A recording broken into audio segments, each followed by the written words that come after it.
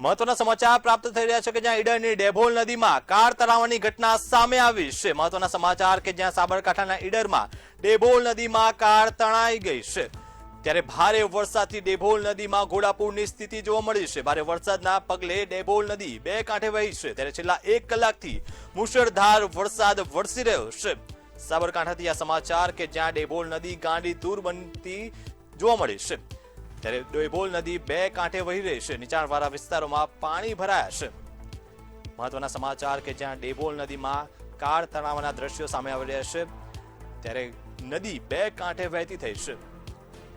Car તણાવના દ્રશ્યો તમારી ટીવી સ્ક્રીન પર કે જ્યાં ડેભોલ નદીમાં ભારે પાણીના કારણે ડેભોલ નદીમાં કાર તણાવવાની ઘટના સામે આવી છે। ઢીચણસામાં પાણીથી વાહન ચાલકોને ભારે હાલાકીનો સામનો કરવાનો વારો આવ્યો છે।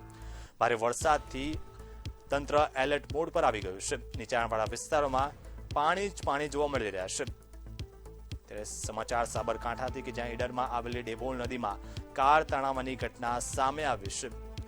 ભારે વરસાદથી ડેભોલ નદીમાં ઘોડાપૂરની સ્થિતિનું સર્જન થયું છે, ત્યારે છેલ્લા 1 કલાકથી મુશળધાર વરસાદ પડી રહ્યો છે। ડેભોલ નદી ગાંડીતુર બનતા આસપાસના વિસ્તારોને તંત્ર દ્વારા એલર્ટ કરવામાં આવ્યા છે। ત્યારે સંવાદદાતા ધ્રુવ માળી ફોન લાઈન પર જોડાઈ ગયા છે। ધ્રુવ, છેલ્લા 1 કલાકથી સાબરકાંઠામાં ધોધમાર વરસાદ વરસી રહ્યો છે, ત્યારે ડેભોલ નદીમાં કાર તણાવવાની ઘટના સામે આવી છે, શું છે વધુ વિગતો? જી ચોક્કસથી જો વાત કરવામાં આવે તો સાબરકાંઠા જિલ્લાના ઈડર શહેર અને આસપાસના વિસ્તારોમાં છેલ્લા 1 કલાકથી મુશળધાર વરસાદ વરસી રહ્યો છે, ત્યારે ભારે વરસાદને પગલે ઈડર શહેરમાંથી પસાર થતી ડેભોલ નદીમાં ઘોડાપૂર જેવી સ્થિતિ સર્જાઈ છે। નદીના પાણીના પ્રવાહમાં એક કાર તણાઈ જવાની ઘટના સામે આવી હતી, ત્યારે મેઘરાજા મહેરબાન થતા ડેભોલ નદી ગાંડીતુર બની છે। તો ભારે વરસાદના પગલે ઈડરના નીચાણવાળા વિસ્તારોમાં પણ પાણી ભરાય છે, જેને લઈને સ્થાનિકોને ભારે હાલાકીનો સામનો કરવો પડી રહ્યો છે।